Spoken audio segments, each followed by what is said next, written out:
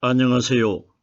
저는 성경 속에 감춰져 있는 하나님의 비밀이 되신 예수 그리스도에 관한 신비의 말씀을 전하는 영마루입니다. 오늘은 지난 시간에 이어서 세 번째 시간으로 신약 성경 히브리서 9장 12절 한 구절 말씀 속에 기록되어 있는 오직 자기 피로 영원한 속죄를 이루사라는 제목의 말씀을 통하여 성령 하나님께서 우리에게 가르쳐 주시는 말씀의 깨달음의 은혜를 받고자 합니다. 그럼 히브리서 9장 12절 본문 말씀을 열도록 하겠습니다. 염소와 송아지의 피로 아니하고 오직 자기 피로 영원한 속죄를 이루사 단번에 성소에 들어가셨느니라. 본문에 기록되어 있는 이 말씀은 지난 2시간을 통해서 염소와 송아지에 관하여 설명을 드린 바가 있습니다. 성경에 기록되어 있는 염소와 송아지는 신약시대에 마리아의 아들로 태어나신 예수님이 십자가 형틀에 달려가지고 돌아가신 사건이 구약시대 때에 염소와 송아지가 번제에 바쳐진 사건과 같은 내용입니다. 구약시대 때 번제단 위에 소와 양을 잡아가지고 고기를 불에 태우는 그 장면은 신약시대 때에 예수님이 오셨을 때에 십자가 나무 형틀에 달려셔가지고 산채로 달려가지고 거기에서 생명이 끊어지는 것이 구약시대 때에 양과 소를 잡아가지고 번제단 위에서 불에 태우는 사건과 똑같은 사건입니다. 그러면 구약시대 때 소와 양도 오순절날 이 땅에 임하실 보여주신 것도 구약시대 때 소와 양과 똑같은 그림자 역할을 한 겁니다. 그럼 보세요.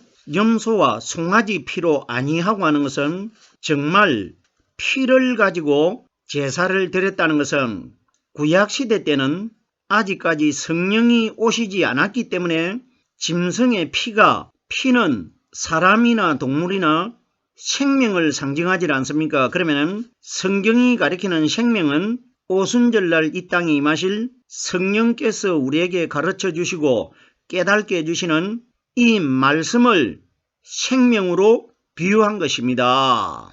그러면 구약시대 때 염소와 송아지는 그 동물의 살들은 불 위에서 태워버렸고 실제적으로 하나님이 계신 지성소에는 무엇을 가지고 대제사장이 들어가느냐?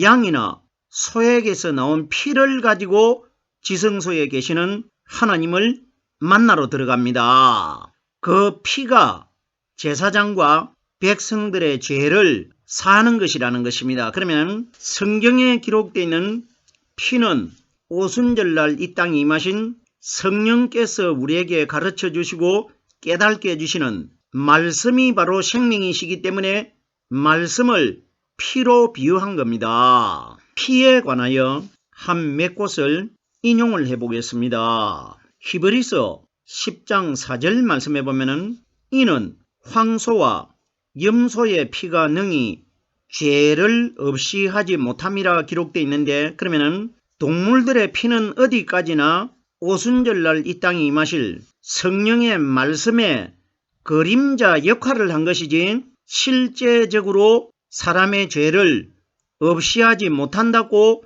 히브리서 10장 4절에 기록이 되어 있습니다. 그러면은 제가 서두에 십자가에 못 박혀 돌아가신 예수님과 구약시대 때에 번제단 위에서 태워가지고 하나님께 예물로 바쳐진 짐승과 똑같은 것이고 그 짐승의 피는 오순절날 이 땅에 임하실 생명이신 성령의 말씀이라는 것을 이미 설명을 드렸습니다. 그러면은 항소와 염소의 피가 능히 죄를 없이 하지 못함이라 하면은 항소와 염소와 같은 분이 누구냐? 십자가 위에 못 박혀 달려있는 예수님이십니다.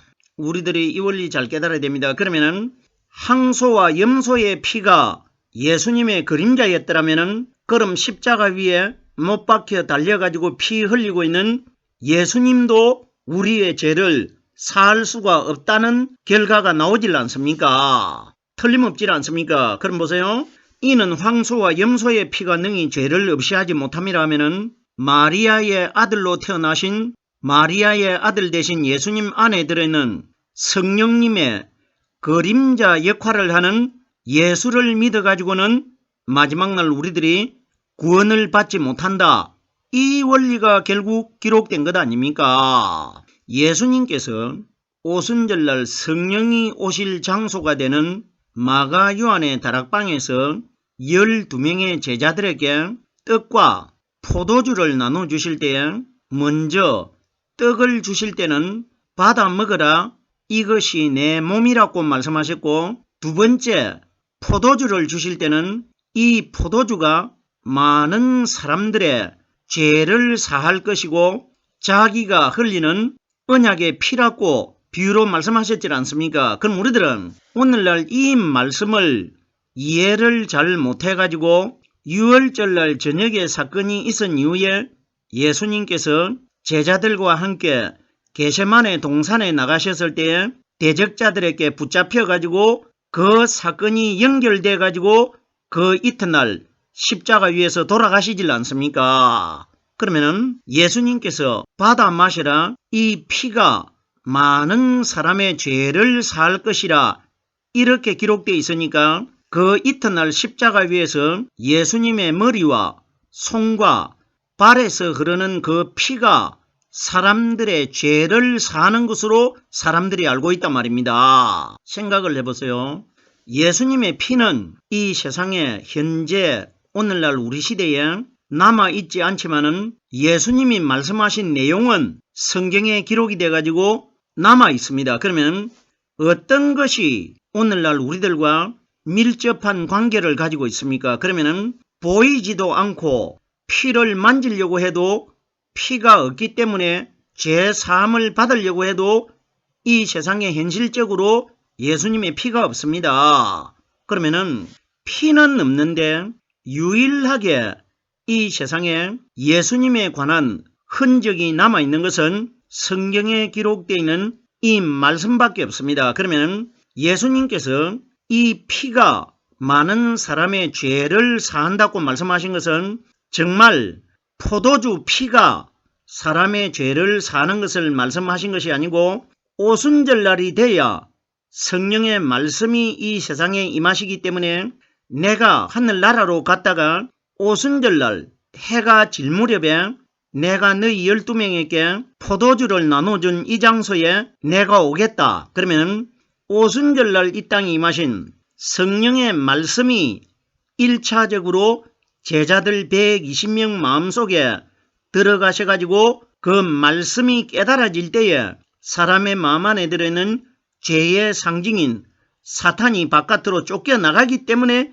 죄를 사함을 받게 되는 겁니다. 그러면 예수님이 유월절날 저녁에 포도주를 주시면서 이것이 많은 사람의 죄를 사한다고 말씀하신 것은 오순절날 성령이 예수님이 포도주를 나눠주신 그 장소에 오시는데 포도주를 나눠주시는 분은 오실 성령님이시고 예수님이 주시는 포도주는 오순절날 이 땅에 임하실 생명의 성령의 말씀이었고 12명에게 나눠주셨다는 것은 120명에게 내가 생명의 성령의 말씀을 나눠줄 것이라 이것이 기록된 겁니다. 이러기 때문에 오늘날 보십시오. 유월절이라는 이 사건의 뜻을 바로 이해를 하지 못하고 예수님께서 나를 기념하라고 성경의 말씀이 기록이 되어 있으니까 오늘날 사람들이 떡 조각을 나눠 놓고 조그만 잔에다가 포도주를 부어 놓고 사람들이 나눠 마시고 있지 않습니까? 예수님께서 나를 기념하라는 것은 나라는 대상이 누구냐? 말씀이신 하나님이십니다. 그러면 기념이라는 뜻은 기억이라는 뜻입니다. 기억. 그러면은 나를 기억하라는 뜻은 너희 마음 안에 성경에 기록되어 있는 생명의 말씀이 너희 마음속에 기억되게 하라. 이걸 말씀해 주신 것이지 떡 조각을 나눠 먹고 포도주를 마시라고 하신 것 아닙니다. 이것 다 율법입니다. 결단코 이런 것 아닙니다. 보세요. 앞으로 제 개인적인 생각인데 요즘도 많이 이 성찬식이라는 이 행사가 진행을 하다가 하지 않는 교회가 많이 있습니다. 이것은 사람들이 하기가 싫어가지고 안 하는 것 아닙니까? 이건 안 해도 되는 것이기 때문에 사라져가는 것입니다. 만약에 성찬식이 정말 우리가 구원받는 것과 관련이 되어 있고 하나님께서 나를 기념하라고 하셨기 때문에 우리들이 알고 있는 대로 성찬식은 기념으로 지켜야 된다. 이렇게 정말 지켜야 될 내용이면은 하나님이 사람을 창조하실 때에 이걸 세상 끝나는 날까지 지키도록 사람의 마음을 창조하면 되는데 하나님께서 이걸 안 지켜도 되는 사람으로 창조를 했기 때문에 사람들이 계속해서 성찬식을 이제 하지 않는다 말입니다. 없어져도 되는 것이기 때문에 사람의 생각은 하나님이 창조해 두셨습니다. 이러기 때문에 보십시오. 이거 다 율법입니다. 성탄절 한번 보십시오. 성탄절 보세요. 옛날에는 성탄절 하면은 교회의 어떤 큰 절기 행사였지 않습니까? 어떤 어린이들이 춤을 추고 어떤 행사를 크게 했는데 요즘은 이 성탄절이 실제적으로 세상 사람들의 행사가 되어버렸고 교회에서는 성탄절날 연보만 거둡니다. 이것 없어집니다. 앞으로 사람들이 지어내가지고 하는 행사는 다 없어집니다. 본문으로 돌아오겠습니다. 염소와 송아지의 피로 아니하고 마리아의 아들 되는 예수님은 올바른 제사의 제물이 되지 않는다. 이 원리입니다. 다음 단어입니다. 오직 자기 피로, 오직 자기 피가, 제가 피가 지금까지 오순절날 이 땅에 임하신 성령이 우리에게 가르쳐 주시는 생명의 말씀이 피라는 것을 충분히 설명을 드렸습니다. 그러면 성경이 가리키는 오직이라는 뜻은 오직 단 한 가지 길밖에 없다는 것입니다. 그러면 그 단 한 가지가 뭐냐? 오순절날 이 땅에 임하신 무덤 속에서 3일날 부활하셨던 성령께서 우리에게 가르쳐 주시고 깨닫게 해주시는 이 말씀으로만 우리가 마지막 날 속죄함 받을 수 있다. 이것이 기록된 겁니다. 보세요. 오직 자기 피로 했는데 자기는 부활하신 그리스도입니다. 우리가 하나님의 원리를 깨달아 봅시다. 성경에 보면은 그리스도의 십자가의 피로 우리가 깨끗하여졌으니 이런 말씀이 로마서에 기록이 되어 있습니다. 그럼 생각해 봅시다. 그럼 우리들은 그리스도가 어떻게 피를 흘립니까? 예수는 우리 사람과 똑같은 죄 있는 모양으로 태어나셨기 때문에 죄 있는 사람들 눈에 보였기 때문에 마리아의 아들 되는 예수를 붙잡아 가지고 대적자들이 십자가에 못 박아 죽였는데 예수님 안에 들어있는 그리스도는 바로 하나님이신데 하나님은 영이시기 때문에 영은 사람의 눈에 보이질 않습니다. 그러면은 성경에 보면은 그리스도의 피로 우리가 가까워졌다고 기록되어 있는데 그리스도는 피를 흘리질 않습니다. 지금 현재 부활하신 그리스도께서는 2022년 동안 하늘나라에 늙지도 않고 죽지도 않고 그대로 살아 계시질 않습니까? 그러면은 성경에 기록된 대로 문맥적으로 깨달아 보면은 그리스도가 피를 흘린 것으로 기록되어 있지만은 하나님의 성경 전체의 원리를 깨달아 보면은 그리스도는 피를 흘리지 않는 분이라는 것을 우리가 깨달아야 됩니다. 그러면은 제가 조금 전에 그리스도의 피라는 것은 정말 사람의 몸에서 흐르는 피가 우리의 죄를 사하는 것이 아니라고 제가 설명을 드렸습니다. 그럼 성경이 가리키는 피는 오순절날 이 땅에 임하신 성령의 말씀을 피로 비유한 겁니다. 그러면 그리스도의 피로 우리가 죄사함을 받는다는 것은 오순절날 이 땅에 임하신 성령이 우리에게 가르쳐 주시는 생명의 말씀으로 인해 가지고 우리가 죄사함 받을 것이라, 이것이 기록된 것이라 말입니다. 보세요. 제가 제 마음대로 피가 성령의 말씀이라 이렇게 지어내 가지고 말씀을 드리는 것이 아니라 성경에 기록이 되어 있습니다. 성경 전체에 31,170절 이상이 기록되어 있는데, 성경에 기록되어 있는 피라는 단어가 오순절날 이 땅에 임하신 성령이 우리에게 가르쳐 주시고 깨닫게 해주시는 말씀이라는 것이 어디에 기록되어 있느냐? 요한계시록 19장 13절 말씀해 보면은 말씀이 어떻게 기록이 되어 있습니까? 그가 핏부림의 옷을 입었는데 그 이름은 하나님의 말씀이라 칭하더라, 이렇게 기록되어 있습니다. 보세요. 우리들이 그러면 예수님이 정말 세마포에 사람을 많이 죽여가지고 온 옷에 피가 튀어가지고 피가 뿌려진 옷을 입고 있더라, 이런 이야기 아닙니다. 성경이 가리키는 피는 죽은 예수님 안에 들어 계셨다가 3일날 바깥으로 생명으로 거듭나신 성령 그리스도를 피로 비유한 겁니다. 피가 생명이기 때문에. 그럼 보세요. 그럼 사도 요한이 환상 속에서 보니까 부활하신 그리스도를 목격을 했는데, 그가 핏부림의 옷을 입었다는 것은 무덤 속에서 영원히 죽지 않는 영적인 몸으로 거듭나신 하나님을 사도 요한이 목격을 한 겁니다. 이걸 피 뿌렸다고 합니다. 구약 성경이나 신약 성경에 보면은 피를 뿌린다는 단어가 많이 기록되어 있는데, 뿌린다는 것은 복음의 말씀이 세상으로 전파되는 원리를 피를 뿌리는 것으로 비유한 겁니다. 그러면 그가 핏부림의 옷을 입었다는 것은 무덤 속에서 생명의 성령의 기름 부음을 받은 것을 핏부림의 옷을 입었다고 기록되어 있는 겁니다. 그 이름은 하나님의 말씀이라 칭하더라. 피가 하나님의 말씀이라는 것입니다. 그럼 보세요. 오직 자기 피로 영원한 속죄를 이루사 무덤 속에서 3일날 거듭나신 성령이 가르쳐 주시는 말씀 한 가지로 우리가 영원한 속죄를 이룰 수 있다는 것입니다.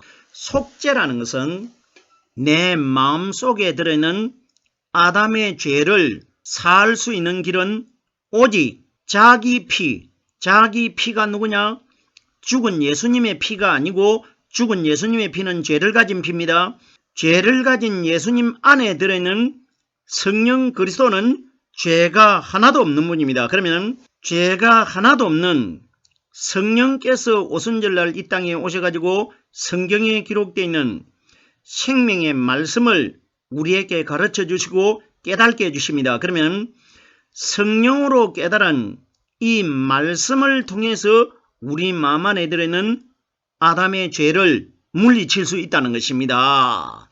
이것이 오직 자기 피로 영원한 속죄를 이루사 예수님께서 이 땅에 오셔가지고 요한복음 4장 14절에 사마리아 여자에게 내가 주는 물을 먹는 자는 영원히 죽지 아니하리라, 영원히 목마르지 아니하리라 하는 것과 사람이 목이 마르면 죽기 때문에 영원히 목마르지 않는 것이 영원히 죽지 않는다는 뜻입니다. 그리고 보세요.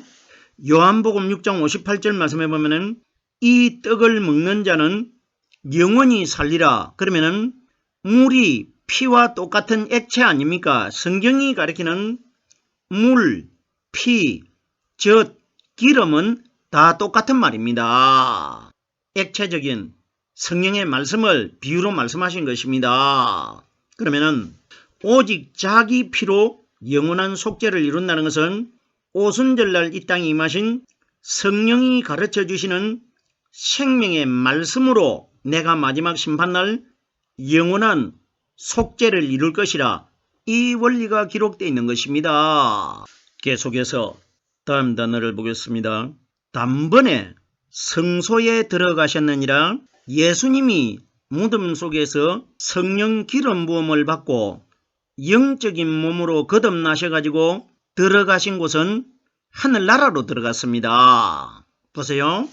예수님도 무덤 속에서 성령의 기름 부음을 받고 거듭나실 때에 그때에 대제사장이 되신 것이고, 구약시대 때 성소와 지성소가 있는 그 회막 속에 들어가기 위해서는 반드시 그 해에 해당되는 대제사장이 염소의 피를 가지고 1년에 1차씩 한 번만 들어갈 수가 있습니다.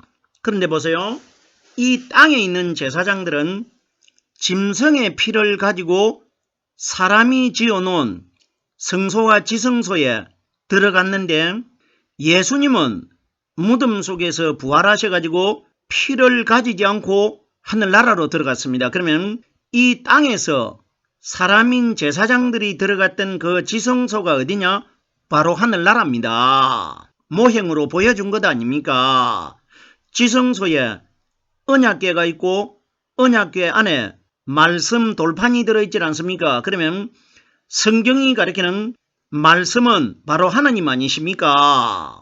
지성소에 하나님이 실제로 계신 것은 아닌데 하나님이 계신 것처럼 비유적으로 많이 기록되어 있지 않습니까? 그러면 짐승의 피를 가진 사람의 제사장들은 땅에 사람이 지어놓은 지성소까지만 들어갈 수 있었는데, 무덤 속에서 부활하신 그리스도는 사람들처럼 피를 가지지 않고도 하늘나라로 바로 들어가셨습니다. 그러면은 무덤 속에서 부활하신 그리스도께서는 왜 이 땅에 사람들이 지어놓은 지성소에 들어가지 않고 하늘나라 영적 지성소에 바로 들어가셨느냐 하면은, 예수님 속에는 성령이 들어있었고 이 땅에 있는 제사장들은 성령님의 그림자 역할을 했기 때문에, 그러면 복음의 그림자 역할을 하신 분이 누구냐? 예수님이십니다.